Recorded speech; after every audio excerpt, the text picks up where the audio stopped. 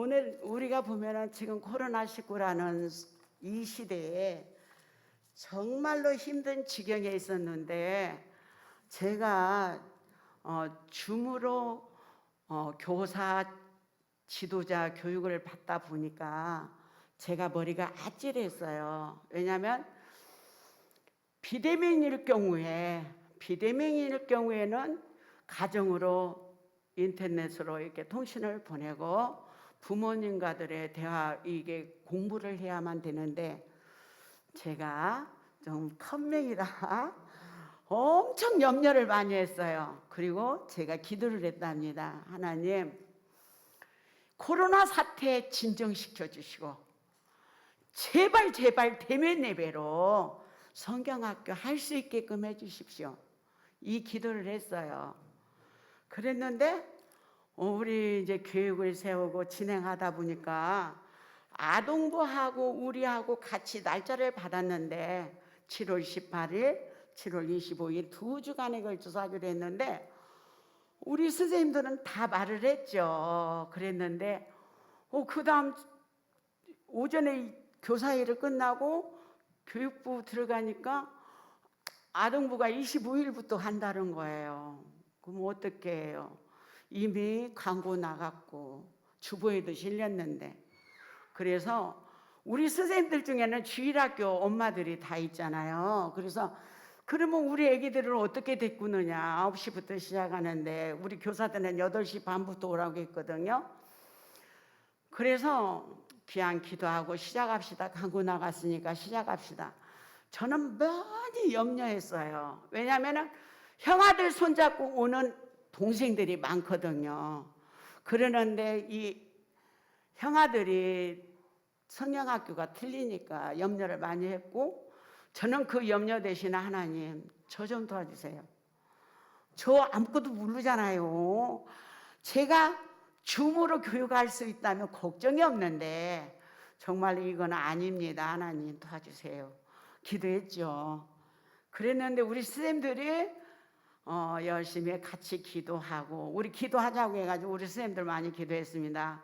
3주 전부터 소식 전하고 주부에 실리고 그 다음에 우리 선생님들이 정말 이게 안타까운 게 뭐냐면요. 3년 전에 병서울 유치원에 한사랑 유치원에 전도로 갔었습니다. 선물 보따리 사들고 성경학교가 있으니 좀 보내주십시오. 그때는 코로나가 없을 때니까요. 3년 전에 그때 딱 교장 유치부 원장님이 딱 태클을 건 거예요. 못 들어갑니다.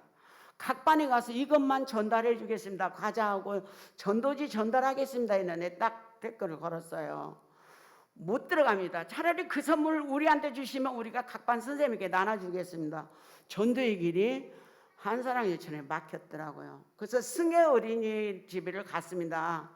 저희 장수가 이래도 어린이들이 거저 300명 되는데 유치부가 300명 정도 되는데 승혜 어린이집을 갔는데 거기도 역시 마찬가지예요. 거기도 마찬가지로 거기는 천주교를 다니기 때문에 거기도 제안을 받았습니다. 그런데 우리 여기 이제 앉아 계시는 우리 유치부 선생님들은 그래도 내 학생이니까 자유자재로 선물과 전도지를 줘서 이렇게 했더니 32명의 어린이들이 등록을 했어요. 등록을 해가지고 됐다. 30명 넘었으면 됐다. 그렇게 했는데 정말 빠지지 않고 18일부터 은혜롭게 준비를 했습니다. 감사했죠. 그래서 애들에게 처음에 올 때 우와 하나님이다 그랬더니 이때까지 불러보지 못했던 것이지만 유치부들은 순진하기 때문에 잘 따라서 합니다. 그러자 우리 선생님들의 열심히 찬양과 율동 그 다음에 모든 순서를 정말로 참 잘 진행했습니다. 은혜롭게 진행했습니다.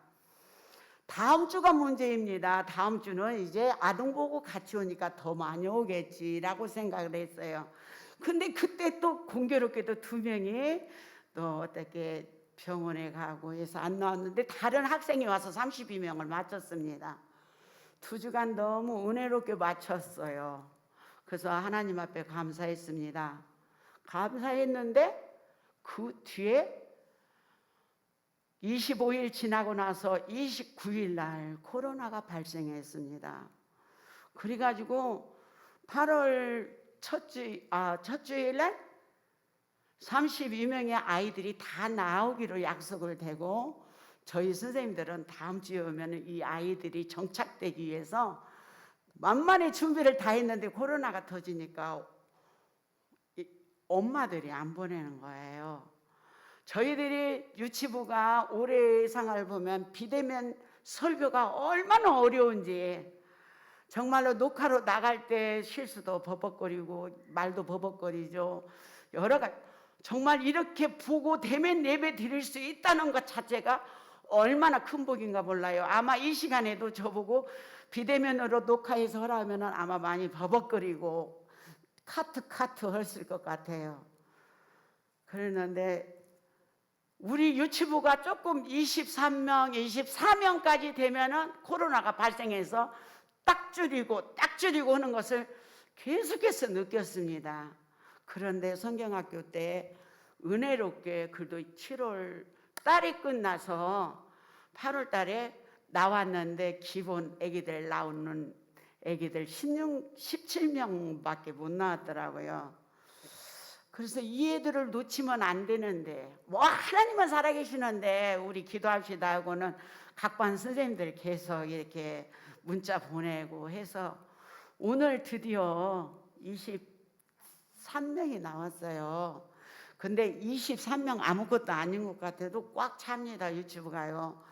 정말 신나게 예배 드리는 모습을 볼 때 우리 선생님들의 열정이 대단해서 성경학교를 잘 끝났습니다.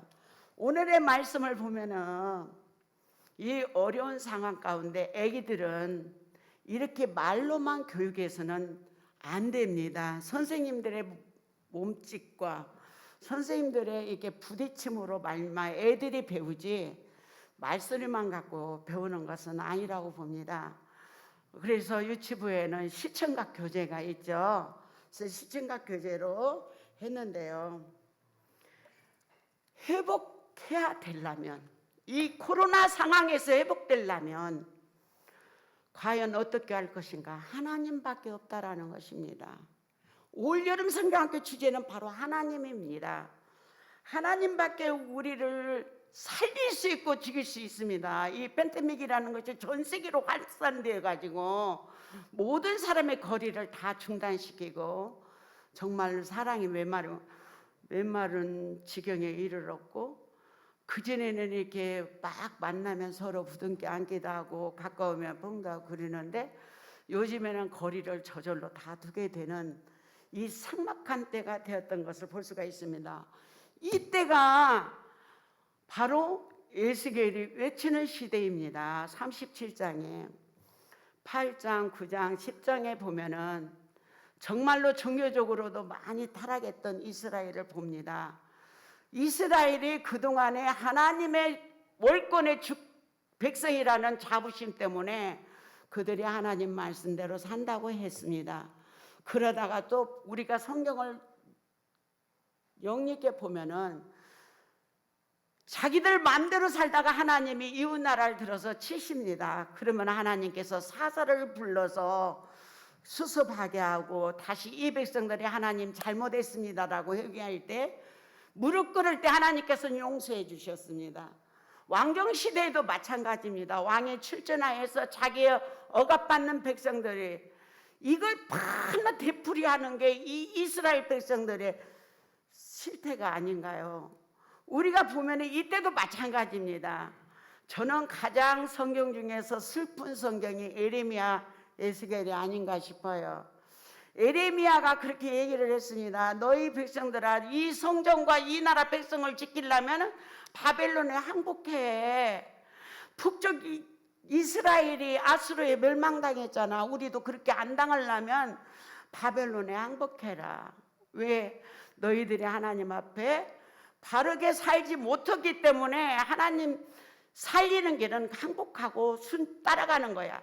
거기에서 거짓 선지자들이 얼마나 많이 나왔습니까? 아니야, 우리가 하나님 앞에 기도하면 하나님이 용서해 주시고 우리를 다시 회복시켜 주실 거야. 이런 고집과 오만과 자만 때문에 이스라엘 백성들이 갔습니다. 마지막에 우리 시드기야 왕한테 에레미야 그랬잖아요. 항복하시면 살 길이 있는데요. 포로로, 바벨론 포로로 끌려갈 때 많은 이스라엘의 지도자들 다 갔죠. 힘없는 땅 짓고 산 사람을 두게 했잖아요. 그러는데 희망이 없이 에스겔도 갔습니다. 그곳에서 에스겔이 부름을 받았습니다.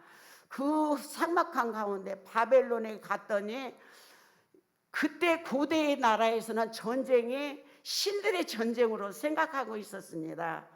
그러면 야훼 신이 이길 것인가, 하나님의 신이 이길 것인가, 저 바벨론의 마르둑이라는 신이 이길 것인가 이렇게 생각하고 틀림없이 우리 하나님이 우리를 용서해 주시고 이기게 하실 거야 했는데 그렇지 않고 포로로 다 끌려갔잖아요. 근데 포로로 끌려가서 1차에 끌려갔는데 10년, 12년 정도 살다 보니까 자기들이 그렇게 바라고 원했던, 기대했던 하나님의 성전이 불탔다는 것입니다. 그러니 이제 절망 가운데 빠질 수밖에 없어요. 이스라엘 백성들은 절망 가운데 시름에 앓고 있을 때 하나님은 에스겔을 통해서 불렀습니다. 자, 에스겔아, 나를 따라와라. 에스겔이 따라갔습니다. 따라가서 본적 그곳에 메마른 뼈들이 가득 찼다고 했습니다. 뼈는 어떤 것을 의미해요? 완전히 죽음이라는 것이죠. 끝났다라는 것이죠. 뼛속에는 생명이 하나도 없습니다. 완전히 쇠퇴해버린 것을 보여주십니다. 하나님께서 에스겔에게 말합니다. 에스겔아, 이 뼈들이 너희 살겠느냐? 에스겔이 뭐라고 답변하겠습니다. 하나님만이 아십니다. 저는 모르죠. 그랬어요. 하나님께서 대언하라고 합니다. 에스겔이 대언합니다. 뼈들아 서로 붙으라. 아까 선생님들 우두둑 했잖아요. 그러듯이 우두둑 뼈들이 맡아집니다. 살들이 채워집니다. 인질이 생깁니다. 사람이 되었습니다. 그런데 그들에게는 죽음 그대로 누워있는 거예요. 노하우, 하나님께서 생기를 불어넣어라. 또 에스겔이 하나님의 말씀을 대언합니다. 대언할 때 그 많은 뼈들의 생기가 들어가자 그들이 일어나 큰 군대를 이루었다는 것입니다. 에스겔이 이 환상을 보고 너무너무 기뻤습니다. 아, 희망이 없는 이 나라 하나님이 살리신구나. 막 내려가서 외칩니다. 희망의 노래를 부릅니다. 여러분에게 희망이 있습니다. 앞으로 하나님께서 우리를 구원하시기 위한 계획이 있었습니다. 이게 에스겔의 마른 뼈 환상이었습니다. 47장에는 에스겔을 하나님께서 데리고 가십니다. 성전 동쪽에서 흐르는 물이, 생명의 물이 흐르고 있습니다. 천사가 그렇습니다. 이곳을 건너봐라. 발목이 잠깁니다. 무릎이 닿습니다. 허리까지 왔습니다. 그 다음에 헤엄칠 수 없을 때까지 왔습니다. 그것을 에스겔이 어떻게 봤습니까? 이스라엘의 모든 것이 이렇게 다 메말라 버리고 생명이라고는 찾아볼 수 없는 그곳, 하나님의 성전에서 생명의 생수가 흘러나올 때 살아가는 역사가 바로 이거였습니다. 이런 가운데에 하나님께서는 계획하십니다. 생명의 생수를 누구를 통해서 주시겠느냐? 바로 요한복음 3장 16절에 있는 말씀입니다. 하나님의 계획하시고 이스라엘뿐 아니라 온 인류를 구원하시기 위한 하나님의 계획은 당신의 아들 독생자 예수님을 이 땅에 보내시는 일이고, 예수님을 통해서 십자가 지심으로, 온 인류의 죄 대신 십자가 지심으로 우리의 모든 죄를 그를 믿기만 하면, 저는 요한복음 3장 사무장님 요한복음 3장 15절에 있는 말씀을 한번 띄워주세요. 요한복음 3장. 죄송합니다. 미리 말씀드렸어야 되는데 요한복음 3장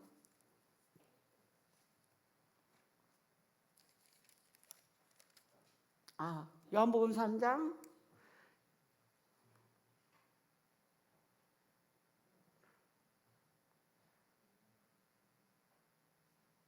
14절입니다. 14절 15절. 요한복음 3장 14절 15절.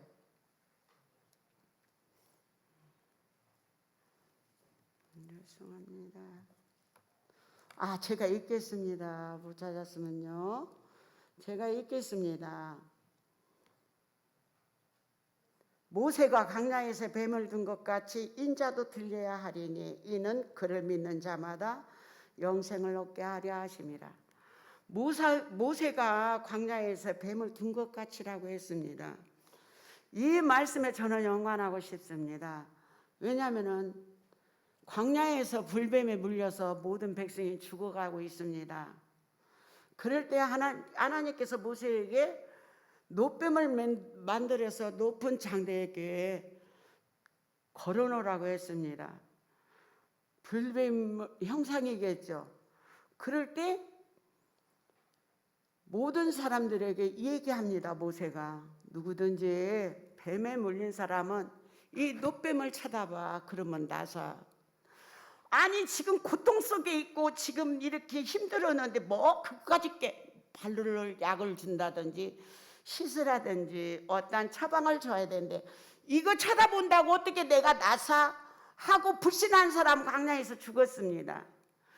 누구든지 예수님 믿으면 구원함 받는다고 해도 모든 사람들이 광야에서 완악한 백성들이 고집 피우고 노뱀 바라보지 않아서 죽었던 것처럼 지금 오늘날도 마찬가지입니다. 오늘날도 누구든지 너무나 쉽기 때문에 사람들은 예수를 믿지 않은 것 같아요. 참 안타까운 사실이죠.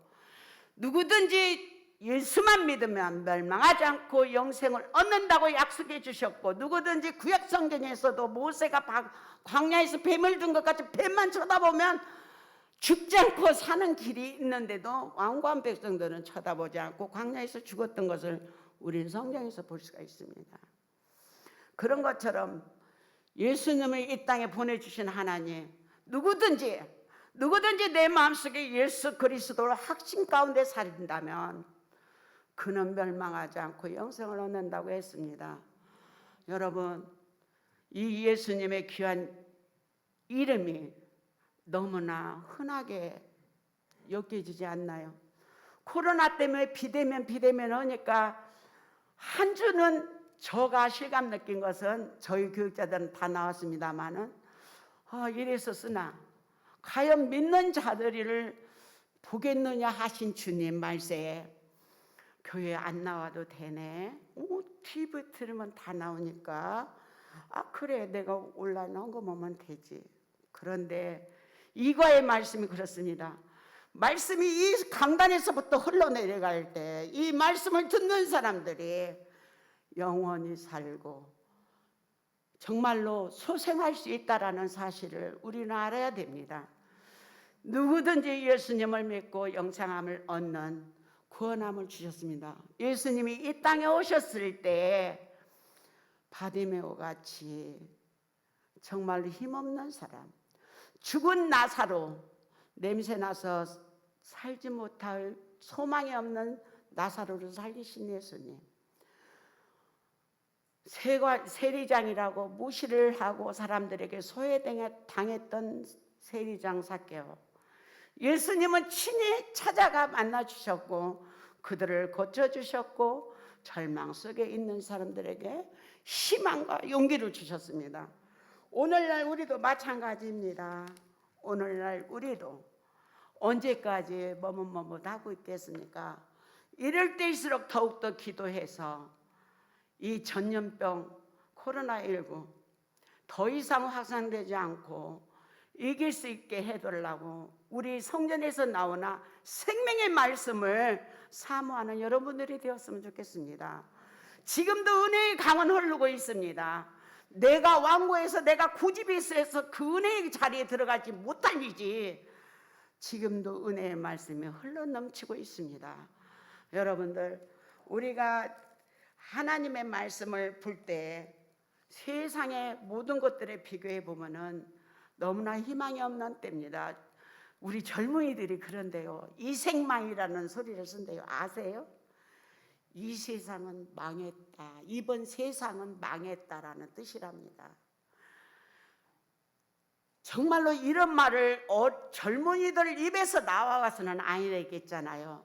우리는 다 살았으니까 괜찮아, 이렇게 생각하시면 안 되고, 젊은 세대, 후세를 위해서 지금 우리들이 열심히 주님 앞에 기도하고 주님의 말씀 붙잡고 은혜의 삶을 살 때 하나님께서는 치유해 주시리라 믿습니다.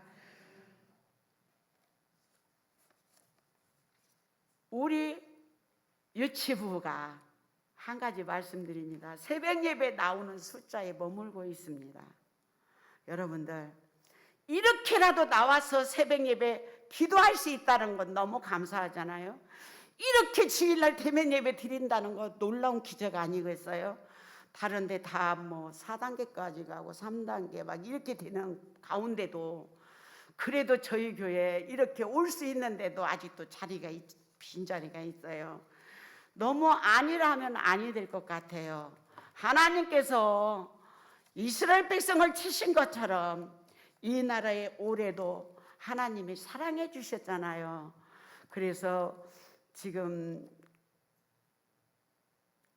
희망이 없어 보인 것 같아도 하나님만이 하실 수 있어요.